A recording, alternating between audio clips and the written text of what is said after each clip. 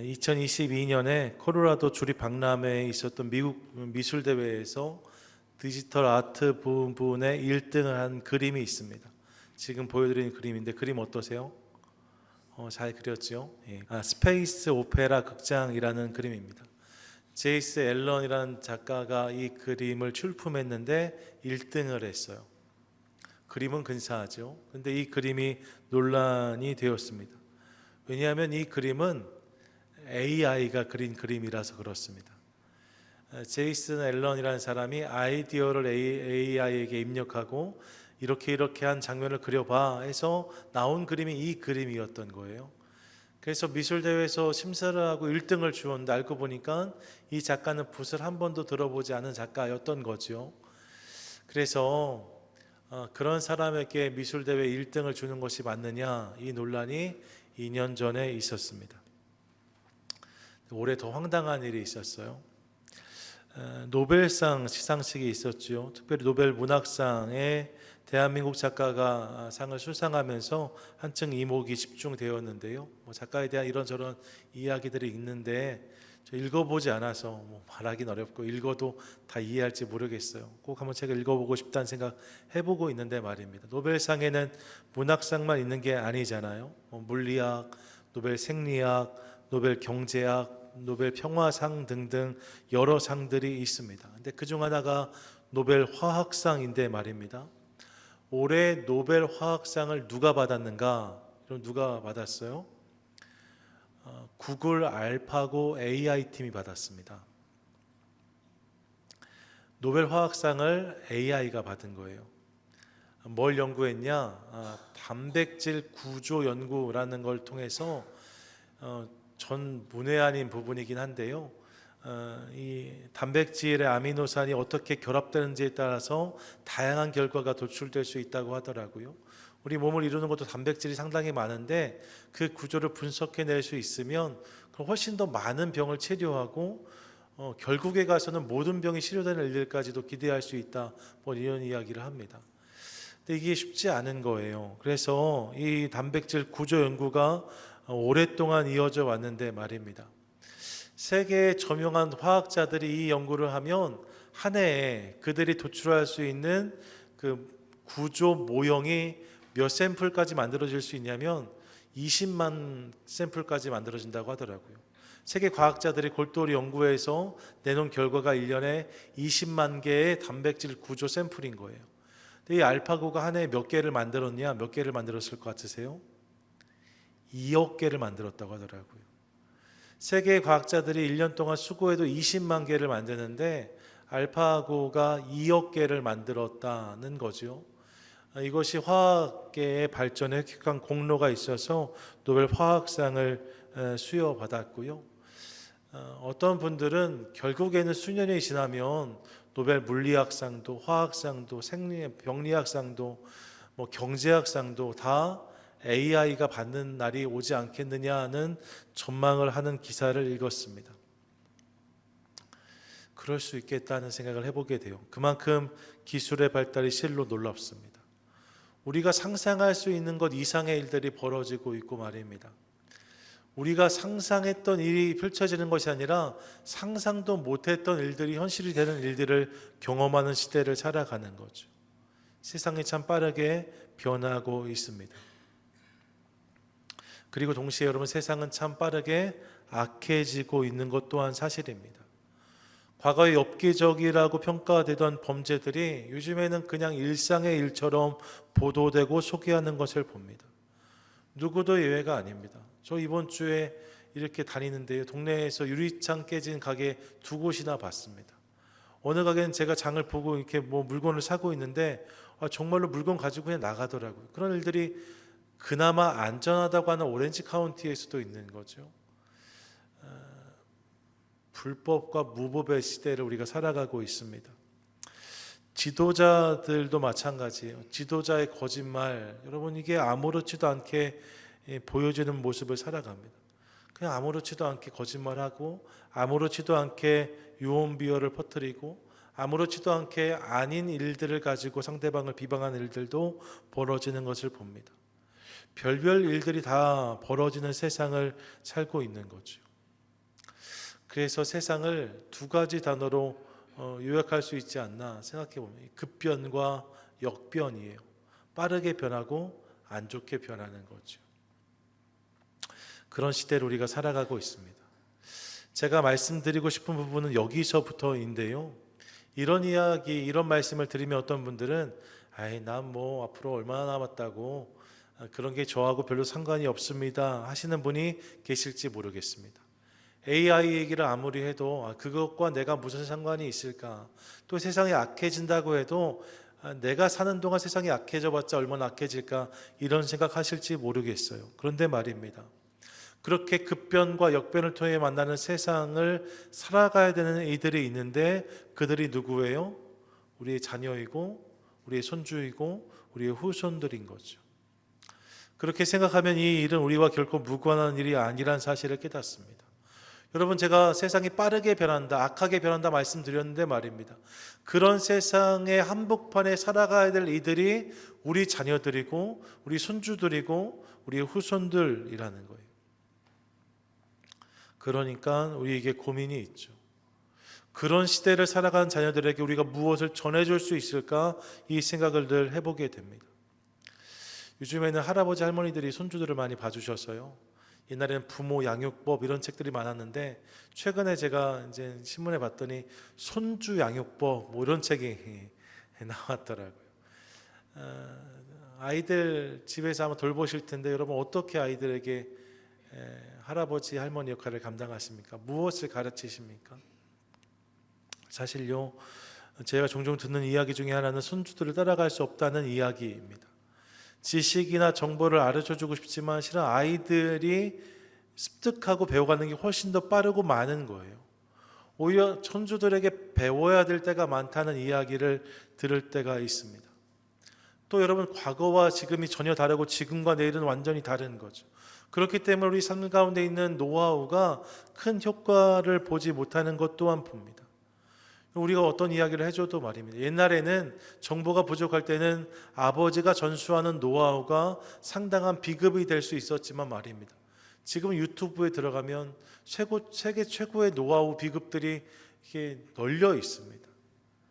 부모가 무슨 이야기를 해줘도 그런가 보다 하기보다는 그거 유튜브에 가 찾아보고 그거 정말로 맞나? 사람들 그렇게 사는지 확인할 수 있는 세상이고 그것을 따라가는 시대를 살아가고 있습니다. 그러니까 말입니다. 지식, 정보, 기술, 노하우를 전해주는 데는 한계가 있다는 거예요. 많은 것이 변하는 내일을 바라보면서 자녀들에게 무언가를 전해주어야 되는데 우리가 흔히 생각하는 것을 전해주는 것은 사실 부족한 것이라는 거죠. 그러면 어떤 것을 전해주어야 좋을까?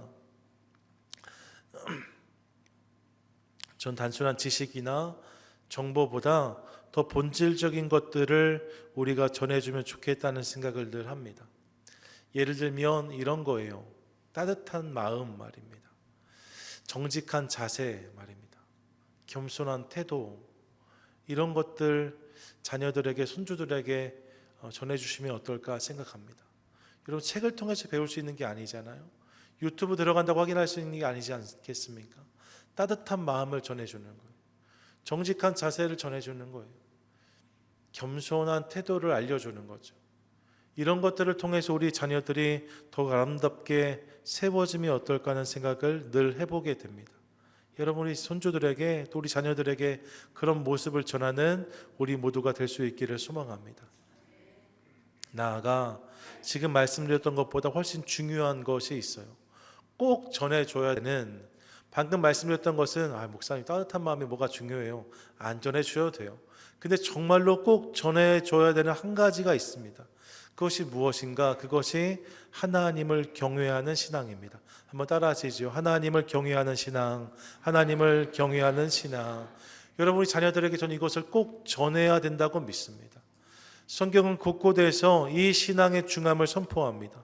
시편 34편 9절인데 같이 한번 읽습니다. 시작.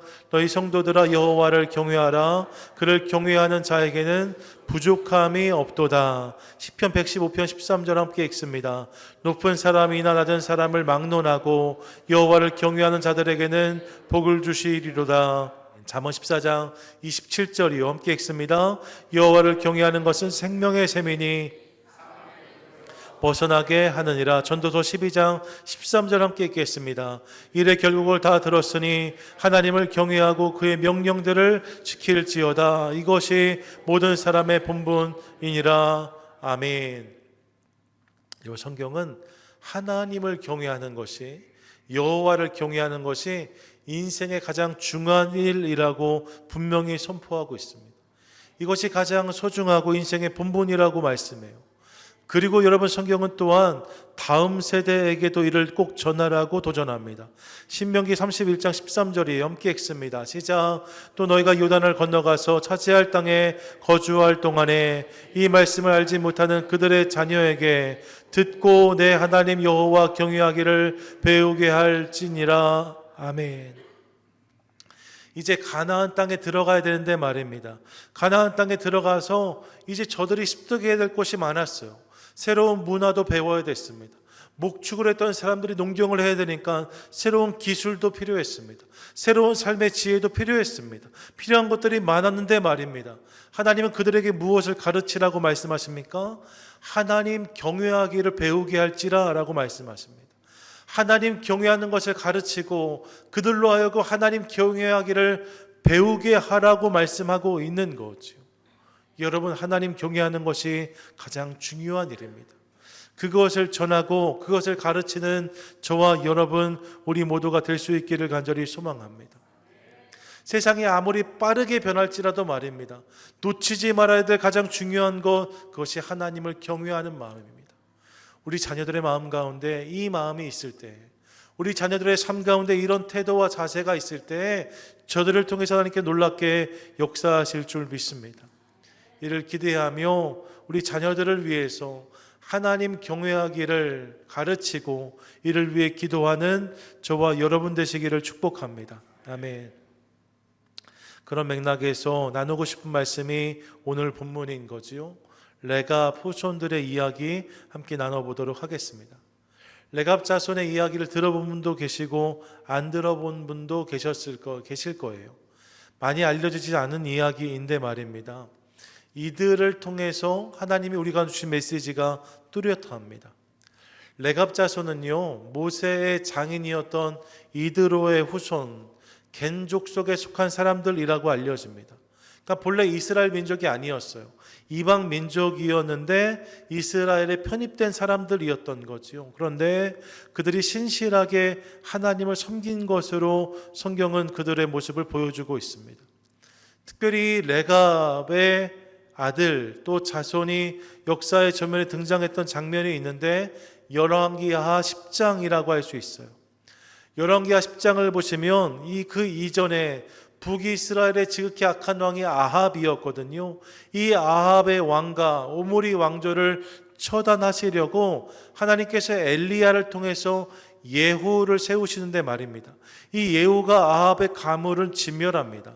근데 이 북이스라엘의 아합의 가문을 진멸하려 할 때에 예후가 아합의 가문을 치러 가면서 누구와 함께 가는가?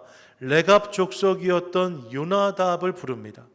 본문 15절부터를 보시면 예후가 거기에서 떠나가다가 자기를 맞이하러 오는 레갑의 아들 여호나답, 이게 요나답이거든요.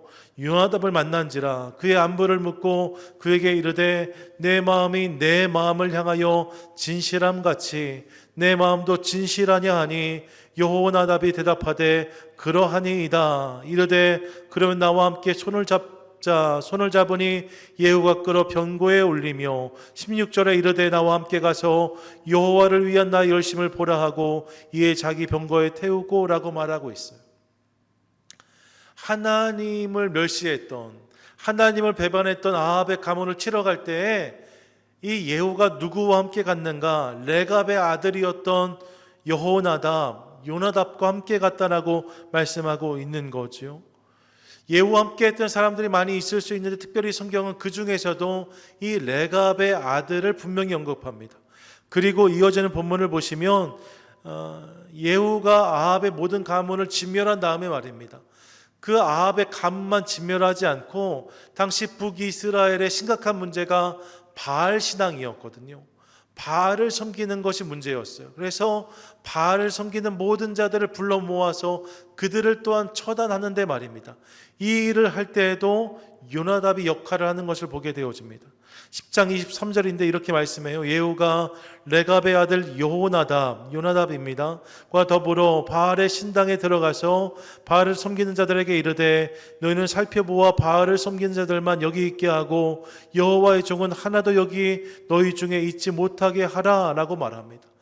이게 뭐냐면 배경이 좀 있어요.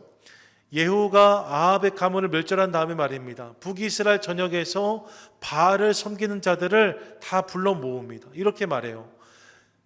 아합은 바알을 작게 섬겼지만 나는 바알을 크게 섬길 것이다 라고 말합니다. 일종의 위장을 한 거죠. 그러니까 바알을 섬기는 모든 자들아 모이라라고 말해요. 그리고 그들을 모아놓고서 그들 안에 여호와를 섬기는 자가 혹시 있으면 돌아가게 합니다. 그리고요 문을 닫고 그들을 다 죽이게 되어져요. 본문 26절과 27절 이렇게 말씀하는데 바알의 신당 있는 성으로 가서 바알의 신당에서 목상들을 가져다가 불사르고 바알의 목상을 헐며 바알의 신당을 헐어서 변소를 만들었더니 오늘까지 이르렀다라고 말합니다. 여러분, 바알을 섬기는 모든 자들을 처단하고 말입니다. 바알 신상을 완전히 헐어버리고 심지어 뭐라고 말씀해요? 바알 신당을 헐어서 변소를 만들었다라고 말해요. 그만큼 강력하게 북이스라엘의 잘못된 신앙을 일소했던 예후의 모습을 확인하게 되어지고 이 장면에 함께 있었던 레갑의 아들 여호나답을 우리가 보게 되어지는 겁니다. 하나님을 섬기는 마음으로 이 일에 동참했던 레갑의 자녀들이 있었답니다. 그런 일이 있었다라고 열왕기하 10장이 말씀하고 있는 거예요. 자, 이제 여러분 생각해 보십시오. 그렇게 오므리 왕조가 무너지고 바알을 섬기는 자들이 사라졌습니다. 어지러운 시대가 지나가고 캄캄한 시대가 지나가고 이제 새로운 시대를 시작할 수 있는 상황입니다. 얼마든지 레갑의 아들 요나답의 입장에서 생각해 본다면 말입니다. 자신의 몫을 요구할 수 있었을 것 같아요. 우리 자녀들을 위해서라도 무언가 나에게 그럴듯한 역할을 주십시오 말할 수 있었을 수 있는 상황입니다. 근데 중요한 것은요, 열왕기하 10장에서 이 레갑의 아들 요나답이 언급되어지는데 그리고 나서 그의 이야기가 사라져버려요. 예후가 북이스라엘의 종교개혁을 일으킬 때 중요한 역할을 감당했는데 그가 더 이상 언급되지 않습니다. 그리고 나서 그들이 이제 레갑 자손의 후예들이란 이름으로 다시 한번 역사에 등장하는데 그 장면이 오늘 읽었던 예레미야서 35장인 거죠. 시간이 많이 지났습니다. 하나님은 남유다 백성들의 죄를 지적하고자 예레미야 선지자를 부르셔서 말씀하시는데 무엇이라고 말씀하시는가?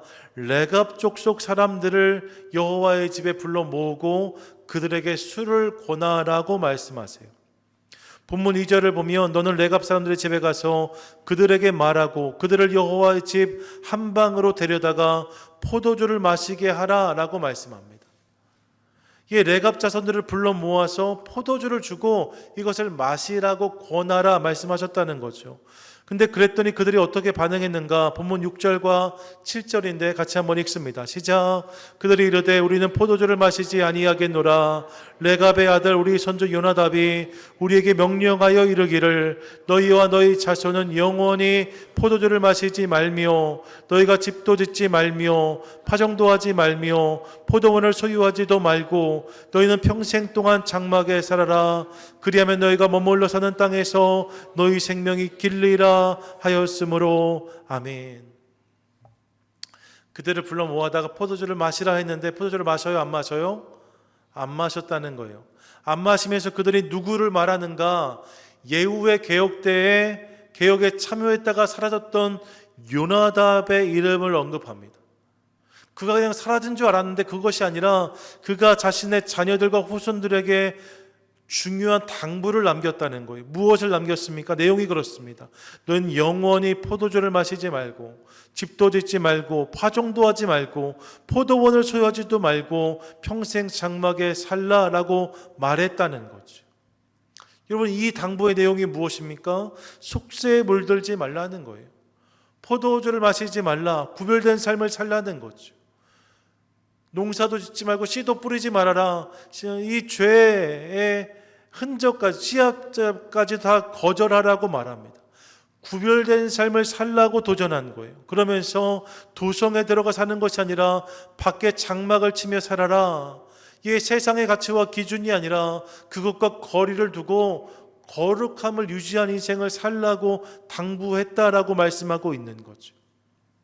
레갑 자손들에게 이 당부를 전하였고 이 당부를 지금까지 지키며 살아왔다는 거예요. 그래서 예레미야의 추대를 거절한 거죠. 놀라운 것이 있습니다. 무엇이 놀라운가? 그런 이야기를 듣고 그들이 이 이야기를 지켰구나, 이렇게 생각할 수 있는데 말입니다. 이 시간이 놀랍습니다. 열왕기 하 10장에서 요나답이 등장했는데 말입니다. 지금 예레미야 35장까지 왕의 연대를 계산할 수 있거든요. 얼마의 시간이 흘렀는가? 여러분, 얼마의 시간이 흘렀을까요? 10년이요? 20년이요? 50년이요? 100년이요? 아니요. 250년이 흘렀습니다. 250년의 시간이 흘렀는데 말입니다. 그때 전했던 이 당부가 그들 안에 여전히 지켜지고 있는 것을 보는 거죠. 그들이 이렇게 구별된 거룩한 족속들로 살아가고 있었다는 거예요. 그래서 하나님이 이들을 소원하신 거죠. 이들을 왜 소원하셨는가? 정작 하나님의 백성이었던 이스라엘 백성들, 남유다는 그렇게 살지 못했기 때문이에요. 요나답은 자기의 자녀들에게 거룩함을 지켜라라고 말했는데 그들은 그렇게 25년을 250년을 살아왔고 말입니다. 남유다는 그렇지 못했다는 거예요. 그래서 본문 16절이 이렇게 말씀하는데 함께 읽습니다. 시작. 레갑의 아들 요나답의 자손은 그의 손조가 그들에게 명령한 그 명령을 지켜 행하나 이 백성은 내게 순종하지 아니하도다. 이 백성이 누굽니까? 이스라엘 백성들 말하는 거예요. 남유다를 말하는 겁니다. 이 백성은 매일매일 변절하고 매일매일 돌아가고 매일매일 죄를 범하는데 내 말씀을 지켜 행하지 않는데 레갑 자손들은 250년이나 그 약속을 지키며 살아왔다라고 말씀하고 있는 거죠. 이게 레갑 자손들의 이야기입니다. 그들이 이렇게 구별된 세대로 인생을 살아냈다는 거죠. 이들이 주는 감동과 도전이 있습니다. 급변하고 역변하는 시대 속에서 우리가 그런 부모가 되고 우리의 자녀, 우리의 후손들이 이런 레갑 자손 같은 모습으로 살아갈 수 있으면 얼마나 좋을까, 이런 생각을 해봅니다. 여러분, 그거야말로 큰 축복이고 은혜가 아니겠습니까? 바라기는 오늘 레갑 자손의 모습을 기억하며 하나님 그런 모습이 우리 가정에, 우리 가문에, 우리 다음 세대에 있기를 원합니다. 함께 기도하는 저와 여러분, 우리 모두가 되시기를 축복합니다. 아멘. 여러분, 그런 믿음의 가정을 세워가는 거죠.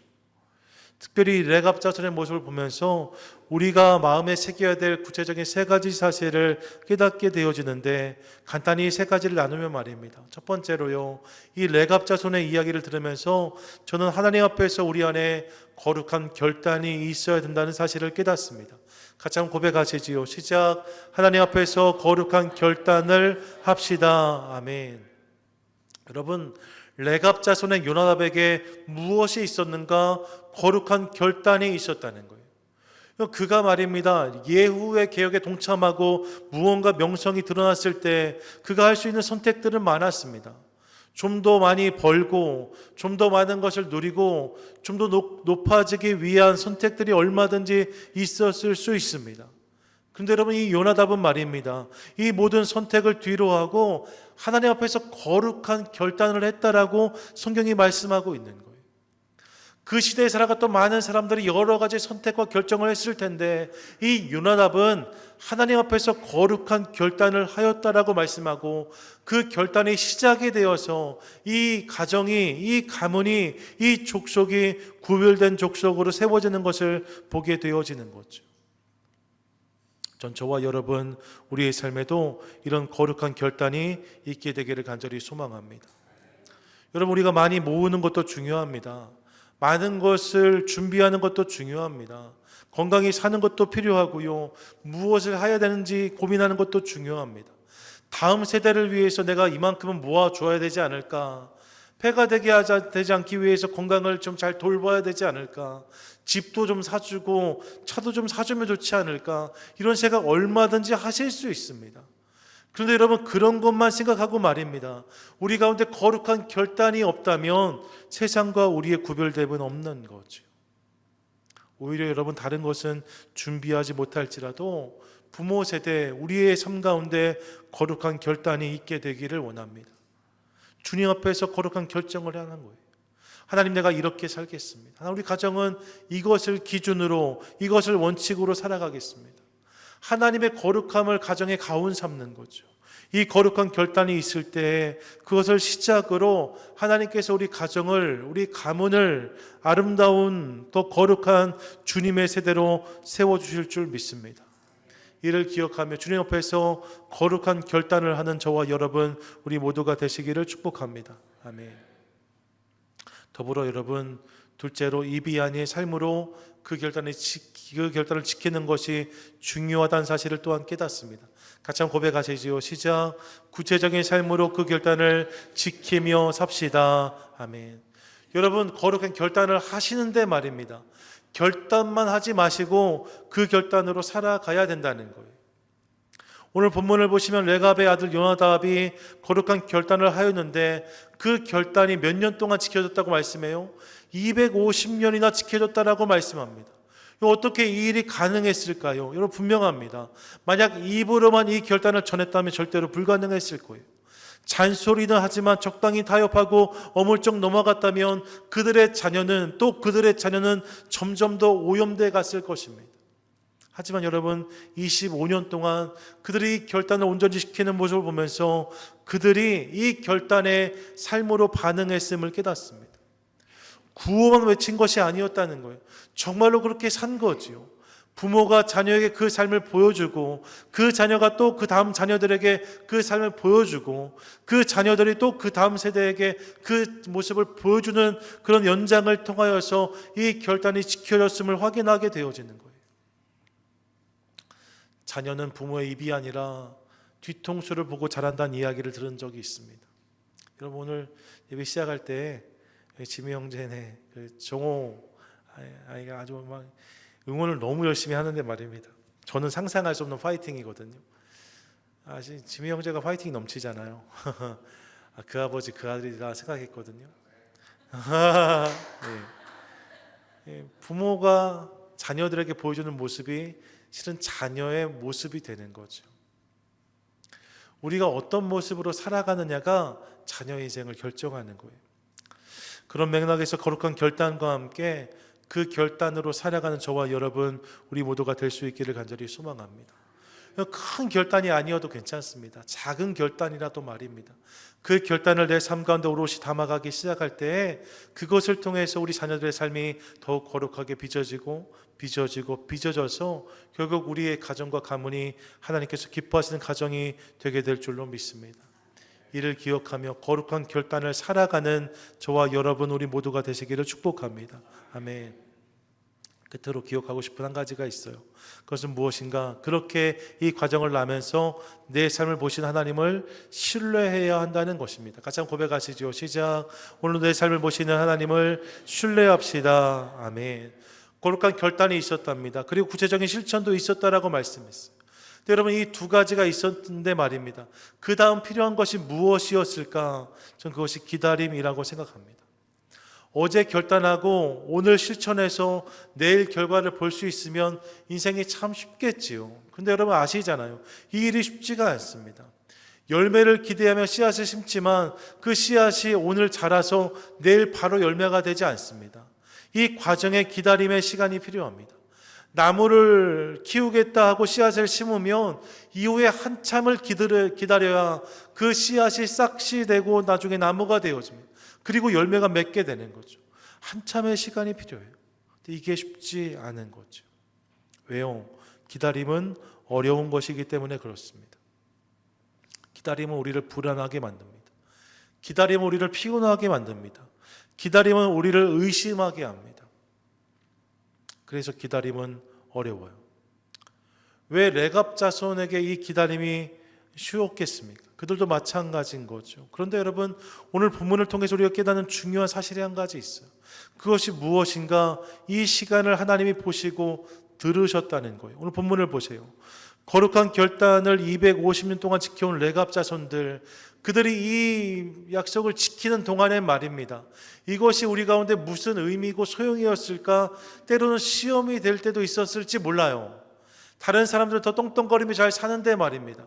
도성에서 만든 것을 누리는데, 농장도 커지고 사업도 커지는데 우리가 이 약속을 지키는 것이 무슨 의미인가, 그런 자문이 올라왔을지도 모릅니다. 근데 여러분, 250년이 지난 다음에 말입니다, 하나님이 그들을 소환하세요.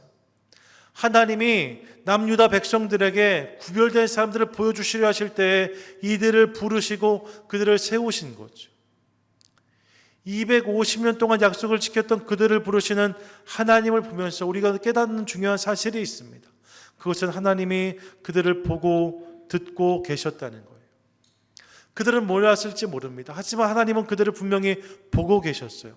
듣고 계셨어요. 그리고 당신의 때에 그들을 다시 한번 불러 세우심으로 그들을 구별된 사람들로 빛나게 하시는 모습을 깨닫게 되어지는 거죠. 여러분, 우리도 마찬가지입니다. 거룩한 결단을 지켜가는 시간이 지난한 싸움일 수 있습니다. 그 싸움이 힘들고 어려울 수 있어요. 하지만 여러분, 그 시간 가운데 기억하고 싶은 것이 있습니다. 그것은 그런 나를 보시는 하나님이 계시다는 거예요. 그분이 나를 오늘도 보시고 들으신다는 거죠. 이것을 믿음으로 기다림의 시간을 잘 감당하는 저와 여러분, 우리 모두가 되시기를 축복합니다. 아멘. 오늘 목사님께 들었던 이야기예요. 목사님이 고향 선배를 만났는데 그 선배가 너무 인생이 잘 된 거죠. 근데 그분이 그렇게 얘기하다라는 거예요. 우리 아버지는 술 주정뱅이였는데, 우리 아버지는 정말 죄송해요, 개차반이었는데 내가 왜 이렇게 잘 되는지 알 수가 없다, 이런 이야기를 했다는 거예요. 근데 그 목사님이 그 이야기를 듣는 순간에 단박에 그 비결을 알아차렸다는 거죠. 어떻게 이런 일이 가능했는가? 이 목사님은 그 선배의 어머니를 떠올렸대요. 그 어머니가 늘 교회에서 기도하는 분이셨다는 거예요. 늘 교회 갈 때마다 그분이 아무도 없는 예배당에서 기도하고 계신 모습을 본 기억이 있다는 이야기를 하셨습니다. 그 선배는 모를 수 있지만 그렇게 간절히 자녀를 위해서 기도했던 어머니의 기도 때문에 그분이 지금 잘 되고 있는 것을 단박에 알아보았다, 이런 이야기를 하신 것을 들었습니다. 여러분, 당장은 보이지 않고 들리지 않을 수 있습니다. 하지만 하나님은 우리를 보시고 기억하시는 하나님이십니다. 그러므로 그분을 신뢰하며 계속해서 믿음의 경주를 잘 감당하는 저와 여러분 될 수 있기를 소망합니다. 그분이 기억하시니까요, 그분이 보고 계시니까요, 그런 그분이 책임지실 줄 믿습니다. 그 주님을 신뢰함으로 오늘의 경주를 잘 감당하여서 결국 우리의 자녀들과 우리의 가정, 우리의 가문을 믿음 위에 든든히 세워가는 저와 여러분, 우리 모두가 될 수 있기를 간절히 소망합니다. 아멘. 어제 12.7 한국교회 연합예배가 있었습니다. 교계에서 막판에는 우려하는 목소리들도 있었어요. 혹시나 정치적인 집회가 되면 어떡하나, 혹시나 안 좋은 일들이 벌어지면 어떡하나. 그런데 여러분, 되게 은혜롭게 집회가 잘 진행되었습니다. 저도 어제 잠이 오지 않아서요, 끝까지 못 봤지만 그래도 초입에 예배 드리고 함께하는 모습들 함께 참여하고 대했거든요. 집회가 진행되는데 전부터 있었던 거지만 눈에 들어오는 단어가 하나 있었습니다. 그게 거룩한 방파제라는 단어였어요. 한번 따라해 보시겠어요? 거룩한 방파제, 거룩한 방파제. 꽤 근사한 표현이다. 다시 한번 생각하게 되었습니다. 다음 세대를 위해, 우리 자녀와 손주들을 위해서 우리가 그런 방파제가 될 수 있으면 얼마나 좋을까 하는 생각을 해보았어요. 세상에서 여러분, 거친 파도가 몰아치고 있잖아요. 그때 말입니다, 우리가 거룩한 방파제가 되어서 거룩한 결단을 가지고 그 결단을 지키며 주님 앞에서 인생을 살아내는 것을 통하여서 그들을 위한 거룩한 방파제로 우리가 역할할 수 있다면, 세상이 아무리 급변해도, 세상이 아무리 역변해도 우리와 우리의 자녀들, 우리의 다음 세대, 우리의 미래는 더욱 소망이 있을 줄 저는 믿습니다. 이 사실을 기억하며 사랑하는 여러분, 그 일, 그 사명을 잘 감당하는 저와 여러분, 우리 모두가 되시기를 축복합니다. 오늘 레갑 족속 함께 기억하겠습니다. 그들이 결단하고 그렇게 살아내고 그렇게 하나님을 신뢰함으로 250년 뒤에 구별된 자들로 그들의 자손을 서 있었다라고 본문은 말씀하고 있어요. 전 이것이 저의 이야기, 우리의 이야기, 우리 자녀들의 이야기가 될 수 있기를 간절히 소망합니다. 이 기대와 소망을 가지고 그렇게 사는 것을 통하여서 믿음의 가정, 믿음의 가문, 믿음의 내일을 써가는 저와 여러분 우리 모두가 되시기를 주님의 이름으로 간절히 축원드립니다. 아멘.